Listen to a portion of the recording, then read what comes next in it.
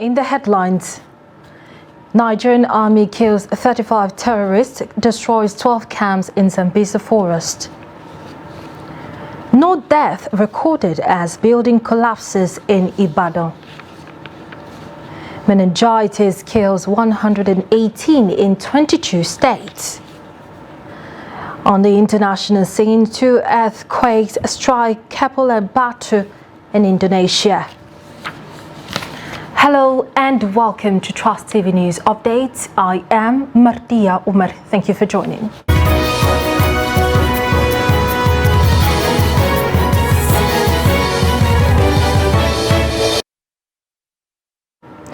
Now the news in detail.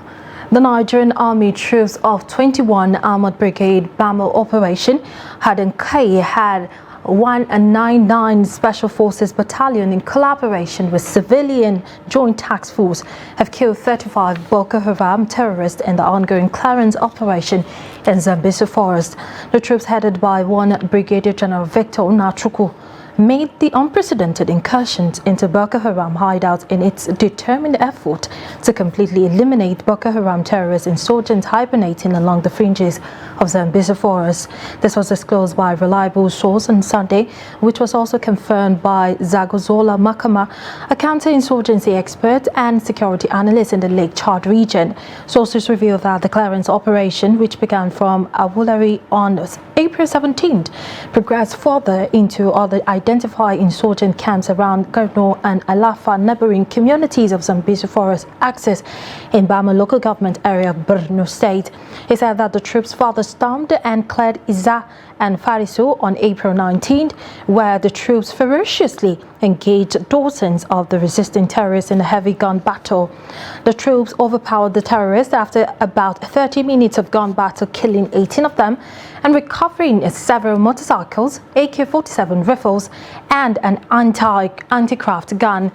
According to Makama, one member of the Civilian Joint Task Force who unfortunately paid the supreme price during the encounter. The police command in Lagos State says it has arrested a 41-year-old man, Tolulokbe Olo, for allegedly stabbing a 33-year-old Pablo to death over car parking on their street. The command spokesperson, SP Benjamin Hundeyin, confirmed the incident to newsmen on Sunday. Hundeyin said that the incident happened on Saturday at about 10 p.m. at First Unity Estate, Badore area of Ajah. He said that the case was reported to the Langbasa Police Division on Sunday at about 2 a.m. and the spokesperson said that the suspect and deceased are residents of Badamose Street in their estate. And now to Zamfara State, where the government has reinstated the suspended Emir of Birni Yandoto, Aliyu Garba Marafa, based on the recommendations of a committee that investigated its conferment of a traditional title to a repentant bandit. A statement signed by the secretary to the Zamfara State government, Kabiru Balarabe, said the committee found no evidence of any ill motive of collaboration between the emir and the bandit. The statement added that the findings of the committee revealed that the traditional title was conferred on the repentant bandit as part of peace-building efforts between the repentant bandit and banditry-affected communities in Safe and Gusau local government areas, which included Yandoto town. It will be recalled that the Emir of Birni Yandoto, one of the newly created emirates in Zamfara State, had in July last year conferred a traditional title on a bandit kingpin, Ado Aliero, a development which generated reactions that forced the state's government to suspend the new emir. The National Emergency Management Agency, NEMA, has disclosed that there was no death recorded following the sudden collapse of a building at Shango Police Barracks in Ibadan on Saturday evening. The Southwest Zonal Director of NEMA, Akiode Akonde, gave the update during an interview with newsmen on Sunday. According to Akiode, the building, which is one of the oldest abandoned structures within the barracks, had showed sign of collapse and it had cracked in many areas. He said before the parts of the building eventually went down, the occupants had evacuated themselves. As such, helped to forestall what would have been a disaster. The NEMA boss said the part of the building collapse was used as kitchen and not occupied as a residential. However, he said rescue efforts was able to recover 3 vehicles and 2 motorcycles which were completely damaged from under the rubble. He said about 4 generators sets were still trapped under the rubble of the collapsed Block 11 of the police barracks. Akyode pointed that the agency ensured that none of the about 168 occupants of the entire building passed the night in the barracks due to the collapsed part. He added that the entire building stretch in the barracks shows obvious weakness and might need to be subjected to integrity tests to avoid a further disaster.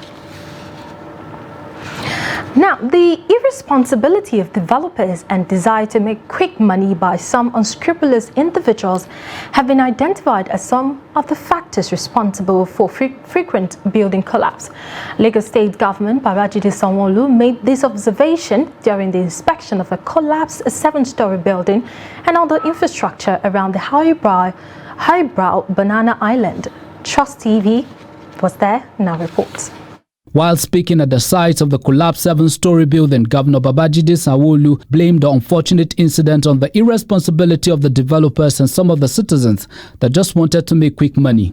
Sanwo-Olu also blamed the Federal Ministry of Works and Housing and National Inland Waterways Authority for allegedly granting extension of the line of Banana Island. According to him, the incident shows that the Lagos State building officers are not alive to their responsibilities, and officers found culpable will be sanctioned. The excuses have been given that they don't have access and rest. It's not acceptable.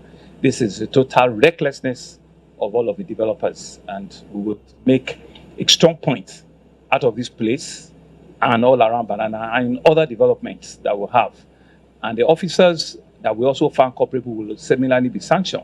The governor, who was accompanied by state officials, include Commissioner for Physical Planning and Urban Development, Mr. Tayo Bamgbose Martins, Special Advisor on Works and Infrastructure, Mrs. Araminde Adeyoye, and Special Advisor on Special Duty, Mr. Mobolaji Ogunlandi, also ordered the demolition of the 3 two-story buildings in the area.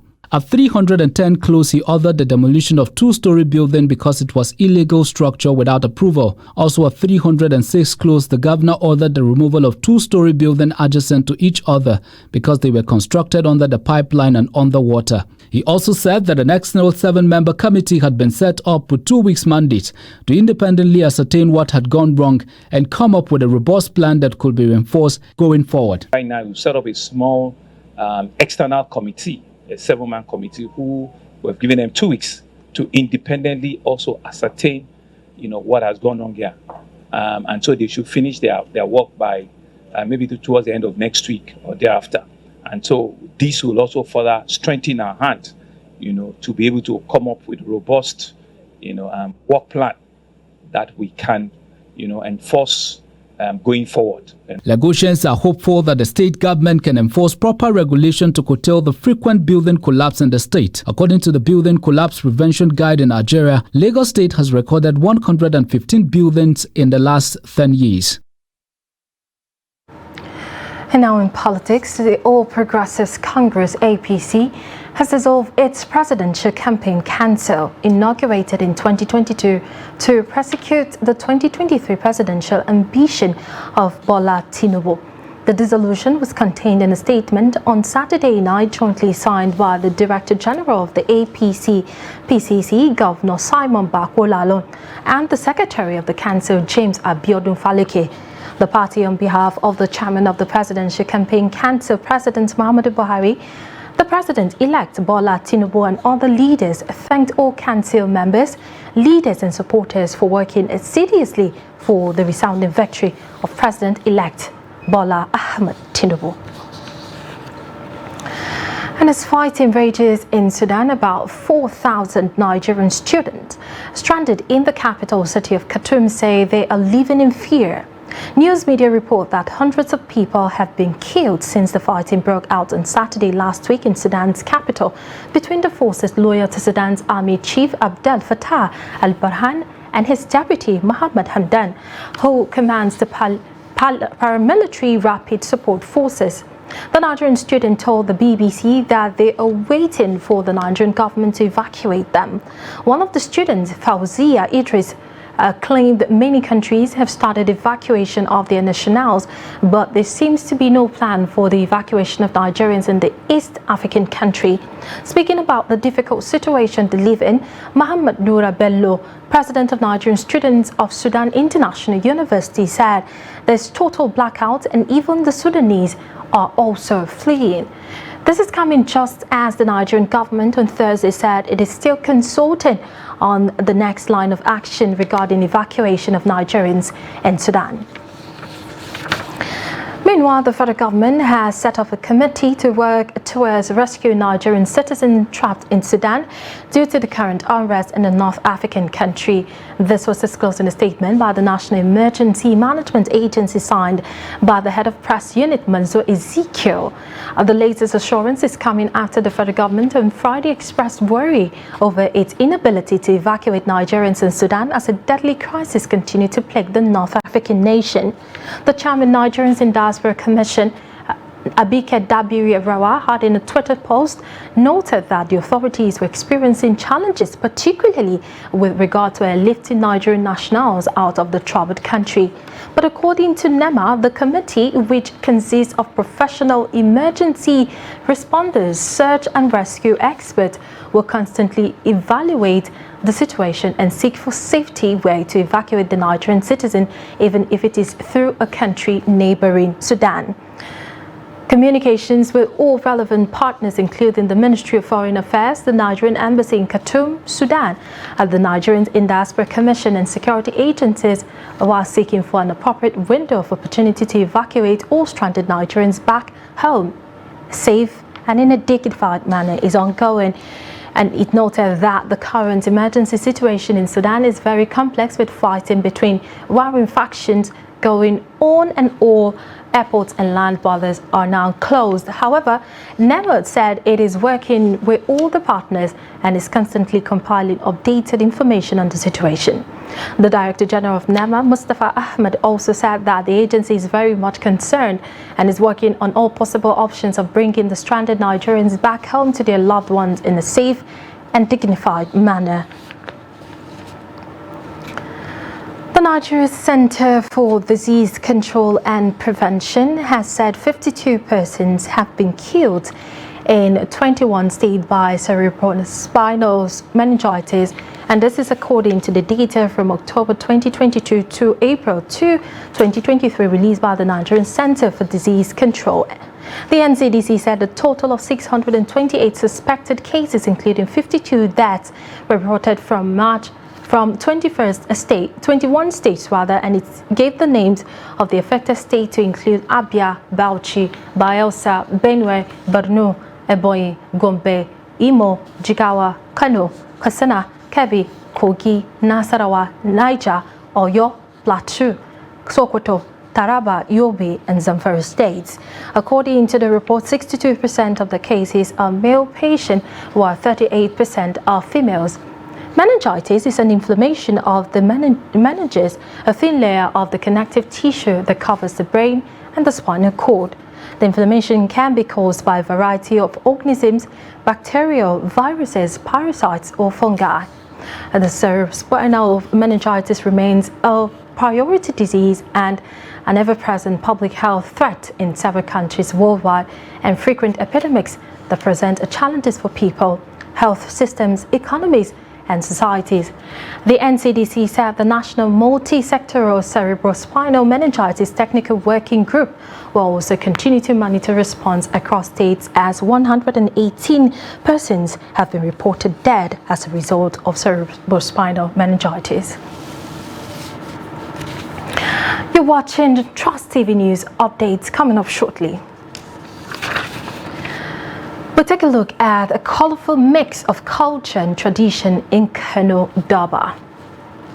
Details of this report and more after this break. Do stay with us.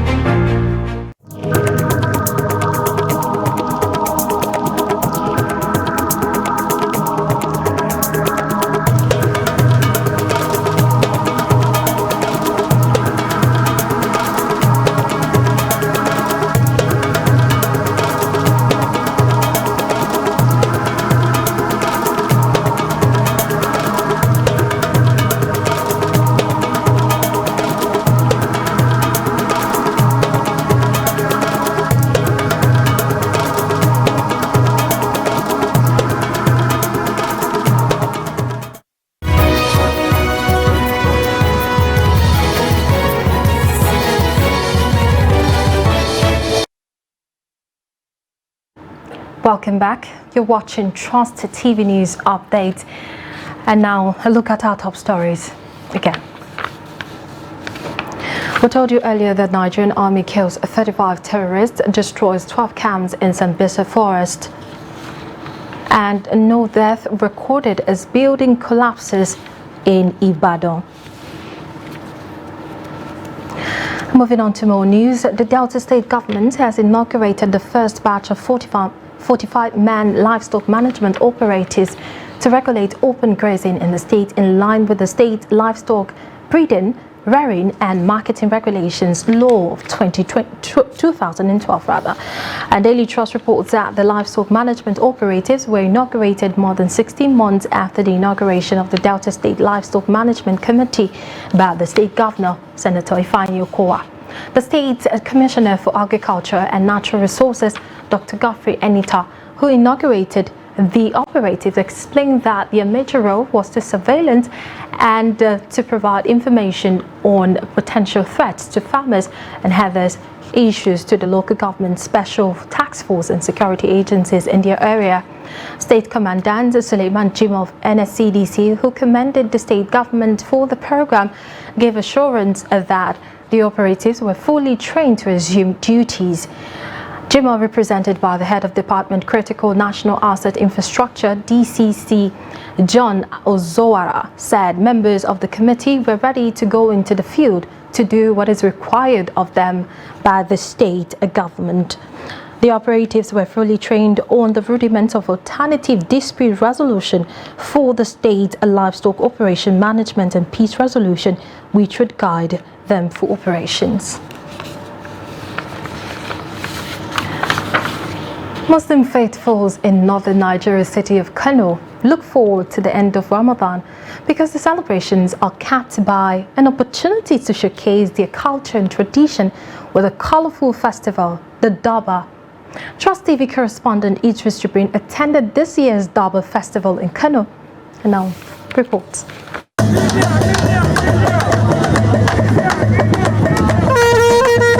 A dance in memory of ancient times. Hundreds of years before Islam and the British arrived to Nigeria, the sons and daughters of Kano are gathered to honor the arrival of their emir. An elaborate procession marking the end of Ramadan.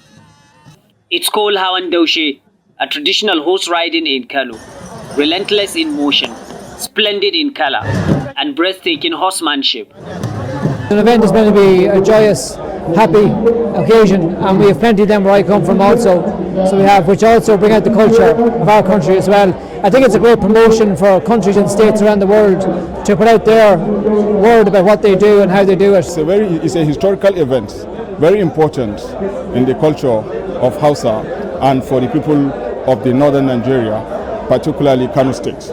Very, very important because it's a place where a lot of people come together to celebrate and to watch the Hawan Daushe, that's the Durbar, horse men displaying cultural and horse expertise. Hundreds and thousands of Kano residents turned out as Emir Aminu Ado Bayero marched out his troops to the streets in celebration of Kano's tradition and culture's best. We are here with the horse riders and the emir.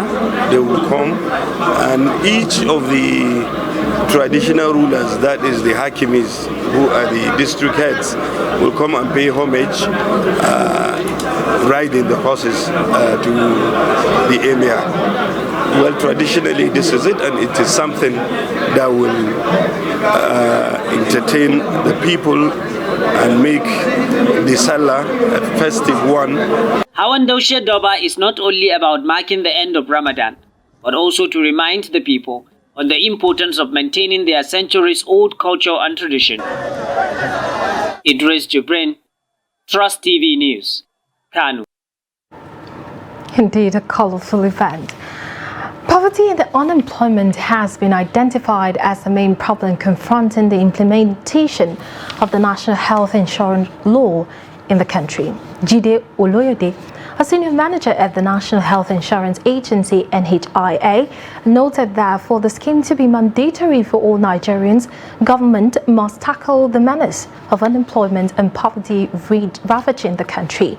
He equally attributed poor implementation of the NHIS as responsible for the inability of the general public to make headway in achieving universal health coverage, which has resulted in a decline in the life expectancy of Nigerians. In the same vein, Director of Planning and Research of the Ekiti State Health Insurance Scheme, Ogunyemi Oyemi, explained that for the scheme to attain universal health coverage, there is a need for government to redouble its effort and focus more attention on the health sector. He said the government at all levels will need to increase its annual budget to the health sector and release more funds to the NHIS if the scheme is to achieve its purpose for the masses. Now away from Nigeria, 2 earthquakes measuring nearly magnitude 6 struck Kepulauan Batu in Indonesia in the morning hours of Sunday, according to the European Mediterranean Seismological Center. The first earthquake, pegged by the EMSC at a magnitude of 6.1, struck Kepulauan Batu early on Sunday, followed by another 5.8 magnitude quake just hours later. The first earthquake was at a depth of 43 kilometers, while the second was at 40 kilometers.